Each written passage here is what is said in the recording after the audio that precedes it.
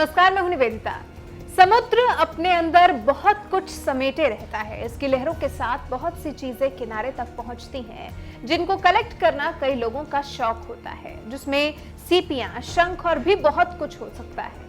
इसी तरह से एक माँ अपनी बेटी के साथ भी समुद्र के किनारे छुट्टियां बिताने गई और समुद्र के किनारे जो कुछ आकर्षित करने वाला लगा उसे अपने साथ घर ले आई। इसी सामान में एक बड़ी सी कोई चीज थी जो पत्थर जैसी लगती थी।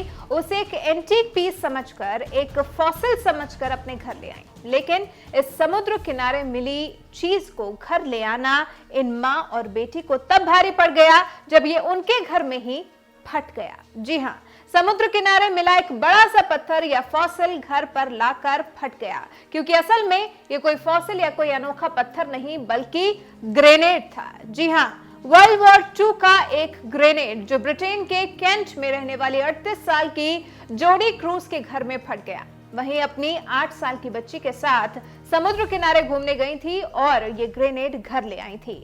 जोडी क्रूज ने इस घटना की तस्वीरों को फेसबुक पर साझा किया है। लिखा कि मुझे ये सब यहाँ नहीं डालना चाहिए था, लेकिन मैं इसे एक चेतावनी के तौर पर शेयर कर रही हूँ।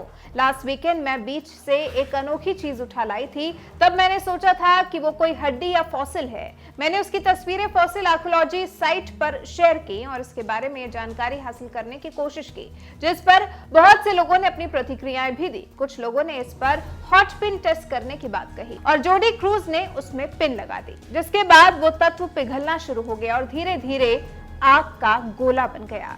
जोडी लिखती है, तस्वीरों में आप देख सकते हैं कि इसके कारण मेरे किचन का क्या हाल हुआ है।